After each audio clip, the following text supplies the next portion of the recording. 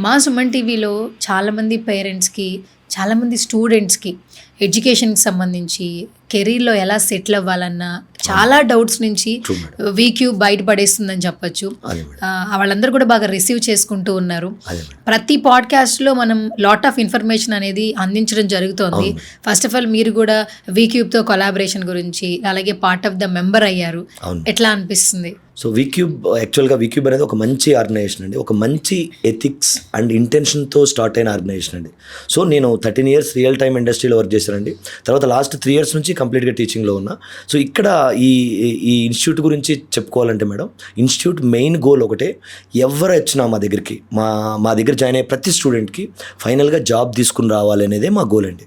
So ఒక మంచి ఎథిక్స్తో నడుస్తుంది కాబట్టి వీక్యూబ్ ఎప్పుడూ బాగుంటుంది మేడం. సార్, ఎక్కడ చూసినా ఐటీ ఐటీ ఐటీ ఏంటి అసలు? ఐటీకి ఉన్నటువంటి మ్యాజిక్ ఏంటి? నిజంగానే ఐటీ సెక్టార్లో అడుగు పెడితే పిల్లల భవిష్యత్తు అంత బాగుంటుందా? True madam. యాక్చువల్గా ఎందుకంటే ఇప్పుడు ప్రతిదీ సాఫ్ట్వేర్ అప్లికేషన్స్తోనే రన్ అవుతుందండి. మనం మార్నింగ్ లేచి మిల్క్ ఆర్డర్ ఇచ్చే దగ్గర నుంచి సో ప్రతిదీ మనం కంప్లీట్గా సాఫ్ట్వేర్ అప్లికేషన్స్తోనే డీల్ చేస్తున్నాం మేడం. సో ఆ సాఫ్ట్వేర్ అప్లికేషన్ డెవలప్ చేయాలంటే గ్యారంటీగా టెక్నికల్ స్కిల్స్ ఉన్న పర్సన్స్ కావాలి మేడం, పీపుల్ కావాలి. సో ఇప్పుడు ఎవరైతే స్టూడెంట్స్ టెక్నికల్ స్కిల్స్ నేర్చుకుంటారో, లేకపోతే ఇప్పుడు నేర్చుకోవాలనుకుంటారో, టెక్నికల్ స్కిల్స్ నేర్చుకోవాలనుకుంటారో, వాళ్ళ కెరియర్ చాలా బాగుంటుంది. బయట మార్కెట్లో చాలా ఆపర్చునిటీస్ ఉన్నాయి మేడం. అంటే ఎలాంటి ఆపర్చునిటీస్ ఉంటాయి ఐటీలో? ఎందుకంటే ప్రతి ఒక్కరూ ఐటీలోకి రావడానికి ఇంట్రెస్ట్ చూపిస్తున్నారు. అన్ని ఆపర్చునిటీస్ ఉన్నాయంటే ఖచ్చితంగా ప్రతి ఒక్కరు ఇంట్రెస్ట్ చూపిస్తూ ఉంటారు. సో కొన్ని ఎక్స్ప్లెయిన్ చేయండి, ఎలాంటి ఆపర్చునిటీస్ ఉంటాయి ఐటీ సెక్టార్లో మనం కెరీర్ని స్టార్ట్ చేస్తే? Yes madam. యాక్చువల్గా మేడం మీరు ఐటీ సెక్టార్ తీసుకుంటే అప్లికేషన్ డెవలప్మెంట్ అనేది ఒక అప్లికేషన్ డెవలప్ చేయడం అనేది ఒక టార్గెట్ అనుకుంటే, మనకి అప్లికేషన్ డెవలప్ చేయడానికి ముందు రిక్వైర్మెంట్ని అర్థం చేసుకోవడానికి స్కిల్స్ ఉన్న పీపుల్ కావాలండి. రిక్వైర్మెంట్ని అర్థం చేసుకుని టెక్నికల్గా ఇలా సాల్వ్ చేయొచ్చు అని ఒక డిజైన్ క్రియేట్ చేయడానికి టెక్నికల్ పీపుల్ కావాలండి. దాన్ని డెవలప్ చేయడానికి టెక్నికల్ పీపుల్ కావాలి. డెవలప్ చేసిన తర్వాత టెస్ట్ చేయడానికి టెక్నికల్ నాలెడ్జ్ ఉన్న పీపుల్ కావాలి. టెస్ట్ చేసి అంతా ఓకే అనుకున్న తర్వాత డిప్లాయ్ చేయడానికి టెక్నికల్ పీపుల్ కావాలి. సో దాని తర్వాత సపోర్ట్ మేనేజ్ చేయడానికి కూడా టెక్నికల్ నాలెడ్జ్ ఉన్న పీపుల్ కావాలి. ఇలా ఒక అప్లికేషన్ డెవలప్ చేయాలంటే డిఫరెంట్ ఏరియాస్ ఉన్నాయండి. లైక్ మనం SDLC అని ఒకటి ఉంటుంది టెక్నికల్గా మాట్లాడుకుంటే, ప్లానింగ్ దగ్గర నుంచి డిప్లాయ్మెంట్ సపోర్ట్ వరకు టెక్నికల్ నాలెడ్జ్ ఉన్న పీపుల్ కావాలండి. సో ఒక్క చిన్న అప్లికేషన్ తీసుకున్నా దాన్ని డెవలప్ చేసి మేనేజ్ చేయడం కోసం హండ్రెడ్స్ ఆఫ్ పీపుల్ కావాలండి. సో టెక్నికల్ నాలెడ్జ్ ఉన్న పీపుల్కి ఎప్పుడు డిమాండ్ ఉంటుంది, ఎక్కువ possibilities to get in to job అనేది ఉన్నాయండి. ఇంకొక చిన్న డౌట్ ఉండింది, ఐటీ సెక్టర్లో అడుగు పెట్టాలంటే బీటెక్కే చేయాలా?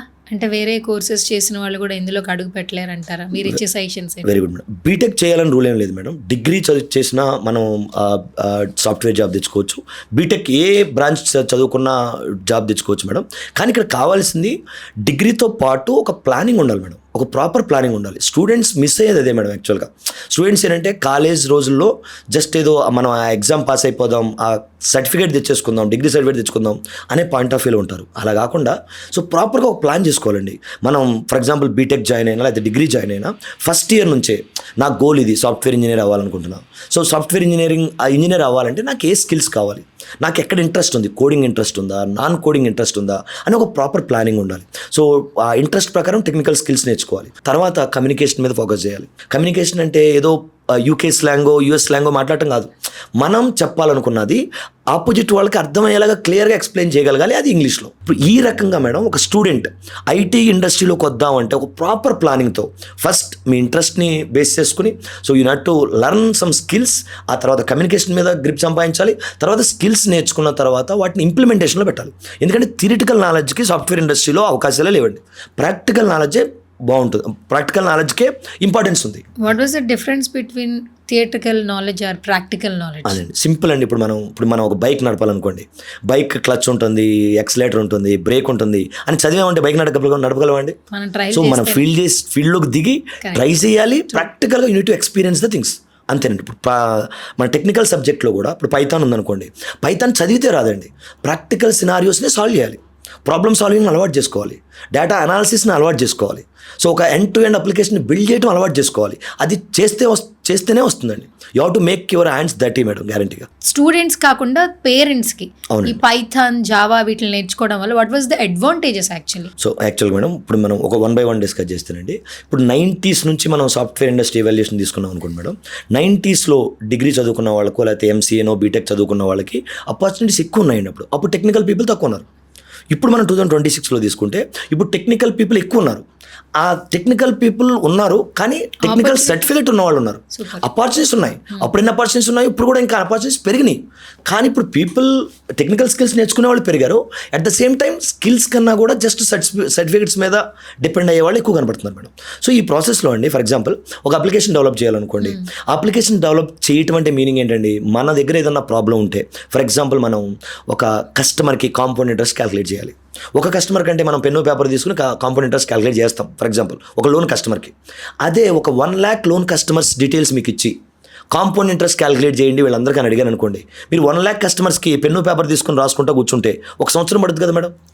అదే మనం ఆ పనిని కంప్యూటర్తో చేయించామనుకోండి, computer can do it in 1 minute. మనం 1 year పట్టేది 1 minute కంప్లీట్ చేస్తుంది. సో ఆబ్వియస్గా computer is working faster than us కదా. సో మరి కంప్యూటర్తో వర్క్ చేయించాలంటే కంప్యూటర్కి తెలుగులో చెప్తే అర్థం అవుద్దా? కంప్యూటర్కి ఇంగ్లీష్ వచ్చా? రాదండి, రాదు. కంప్యూటర్కి ఏమొచ్చండి, 0s and 1s వచ్చు. ఆ 0s and 1s మనకు వచ్చా? మనకు రాదు. సో మనం కంప్యూటర్తో చేయించాలనుకున్న పనిని కంప్యూటర్కి క్లియర్గా అర్థమయ్యేటట్టు చెప్పాలి. కంప్యూటర్ క్లియర్గా అర్థమయ్యేటట్టు చెప్పాలంటే కంప్యూటర్కి మనకి మధ్యలో ఒక మీడియేటర్ ఉండాలి. ఆ మీడియేటరే ప్రోగ్రామింగ్ లాంగ్వేజ్. ఆ ప్రోగ్రామింగ్ లాంగ్వేజే పైథాన్ అయినా, జావా అయినా, .NET అయినా, C అయినా, C++ అయినా. Ultimate goal of any programming language ఏంటంటేనండి, మనం కంప్యూటర్కి చెప్పాలనుకున్న ఇన్ఫర్మేషన్ని క్లియర్గా కంప్యూటర్కి అర్థమయ్యేటట్టు కన్వే చేయడం కోసమే ప్రోగ్రామింగ్ లాంగ్వేజ్ ఉన్నాయి. ఇప్పుడు మీరు చెప్తున్నటువంటి programming languages like Java, Python, C++, coding, what ever it may be, వీటిల్ని చూస్ చేసుకోవడం వల్ల కెరీర్ పాత్ ఏ విధంగా ఉంటుంది? అగైన్ మేడం, ఇప్పుడు మనం కోడింగ్ సైడ్ తీసుకుంటానండి, ఏ అప్లికేషన్ డెవలప్మెంట్లోనైనా సరే, ఏ అప్లికేషన్ తయారు చేసే కంపెనీ అయినా సరే, గ్యారంటీగా కోడింగ్ అనేది వెరీ ఇంపార్టెంట్ థింగ్ అండి. ఆ కోడింగ్ వాళ్ళు రిక్వైర్మెంట్ బేస్ చేసుకుని పైథాన్ చూస్ చేసుకుంటారు, జావా చూస్ చేసుకుంటారు, లేదా ఇంకో లాంగ్వేజ్ చూస్ చేసుకుంటారు. ఏ లాంగ్వేజ్ చూస్ చేసుకున్నా కూడా ఈ డెవలప్మెంట్ అనేది ఒక ఇంపార్టెంట్ రోల్ ప్లే చేస్తుందండి. సో మనం ఈ పైథానో, జావానో, .NET నేర్చుకున్న వాళ్ళందరూ డెవలప్మెంట్ ఏరియాలో ఉంటారండి. సో ప్రతి కంపెనీకి డెవలపర్ అవసరం అండి. సో ఈ లాంగ్వేజ్, ఏ ప్రోగ్రామింగ్ లాంగ్వేజ్ నేర్చుకున్నా ఏదో కంపెనీ మనల్ని హైర్ చేసుకుంటుంది. కంప్యూటర్ సైన్స్ అప్పటి నుంచి ఇప్పటి వరకు, మళ్ళీ ఇప్పుడు డేటా సైన్స్ వచ్చింది. సో కంప్యూటర్ సైన్స్కి డేటా సైన్స్కి డిఫరెన్సియేషన్ ఏంటి? మళ్ళీ అగైన్ కంప్యూటర్ సైన్స్ అనేది ఒక బిగ్ థింగ్ అండి. కంప్యూటర్ సైన్స్ అంటే నా మీనింగ్ మొత్తం కంప్యూటర్ రిలేటెడ్ థింగ్స్. అది టెక్నాలజీస్ అయి ఉండొచ్చు, లాంగ్వేజ్ అయి ఉండొచ్చు, డేటాబేస్ అయి ఉండొచ్చు, ఇవన్నీ కలిపి కంప్యూటర్ సైన్స్ అంటాం మేడం. డేటా సైన్స్ అంటే మన దగ్గర ఉన్న రా డేటాని అనలైజ్ చేసి అందులో నుంచి మీనింగ్ఫుల్ ఇన్ఫర్మేషన్ ఎక్స్ట్రాక్ట్ చేయటం డేటా సైన్స్ అండి. సో కంప్యూటర్ సైన్స్ అనేది ఒక బిగ్ పిక్చర్ అయితే అందులో ఒక పార్ట్ డేటా సైన్స్ అండి. ఇప్పుడు కంప్యూటర్ సైన్స్ నేర్చుకునే వాళ్ళు ఐటీ సెక్టార్లో అడుగు పెడితే వాళ్ళ కెరీర్ ఏ విధంగా ఉంటుంది? అగైన్ మేడం, ఇప్పుడు మనం ఐటీ అంటేనే completely it's related to computer technologies. So వాళ్ళు CSE బ్యాక్గ్రౌండ్ నుంచి వస్తే చాలా మంచి ఆపర్చునిటీస్ ఉంటాయండి. ఎందుకంటే ఇప్పుడు మనం బీటెక్ CSE తీసుకున్నా, లేకపోతే BSc కంప్యూటర్స్ తీసుకున్నా, BCA తీసుకున్నా, అక్కడన్నీ అప్లికేషన్ డెవలప్మెంట్కి కావాల్సిన, లేదా ఒక అప్లికేషన్ టెస్ట్ చేయడానికి కావాల్సిన రిలేటెడ్ థింగ్స్ అని నేర్పిస్తారు. సో మన ఐటీ కంపెనీస్ కూడా కావాల్సింది ఈ సబ్జెక్ట్ ఉన్న వాళ్ళే. కాబట్టి మీరు CSE బ్యాక్గ్రౌండ్ నుంచి వచ్చినా, BSc కంప్యూటర్స్ బ్యాక్గ్రౌండ్ నుంచి వచ్చినా, BCA నుంచి వచ్చినా, సో వాళ్ళు ఏ జాబ్ రోల్లోనైనా ఫిట్ అవ్వచ్చండి. ఇంకొకటి మాలాంటి ఇన్స్టిట్యూట్స్, ఇప్పుడు వీక్యూబ్ లాంటి ఇన్స్టిట్యూట్స్ ఏం చేస్తున్నాయంటే నాన్ టెక్నికల్ పీపుల్కి కూడా, ఇప్పుడు మనం BSc కంప్యూటర్స్ అనో, బీటెక్లో కంప్యూటర్ సైన్స్ అనో, BCA అనో మాట్లాడుకుంటున్నాం కదండి, అవి కంప్యూటర్ రిలేటెడ్ కోర్సెస్. అలా కాకుండా BZC చదువుకున్న వాళ్ళైనా, మన బీటెక్లో మెకానికల్ వాళ్ళైనా, EEE వాళ్ళైనా, లేదా BScలో కెమిస్ట్రీ వాళ్ళైనా, ఇలాంటి వాళ్ళందరినీ మాలాంటి వీక్యూబ్ లాంటి ఇన్స్టిట్యూట్స్ ప్రాపర్గా ట్రైన్ చేసి, ఒక రకంగా చెప్పాలంటే బీటెక్లో CSE చదువుకున్న వాళ్ళకన్నా కూడా ఎక్కువ నాలెడ్జ్ వీళ్ళకి నేర్పించి ఇండస్ట్రీకి పంపించి జాబులు తీసుకొచ్చేలా చేస్తున్నామండి. సో కంప్యూటర్ రిలేటెడ్ స్కిల్ అది మీరు అకాడమిక్స్లో నేర్చుకున్నా, లేదా అకాడమిక్స్ అయిపోయిన తర్వాత నేర్చుకున్నా కూడా కంపెనీస్కి కావాల్సింది స్కిల్స్. ఆ స్కిల్స్ మీ దగ్గర ఉంటే ఈజీగా జాబ్స్ వస్తాయండి.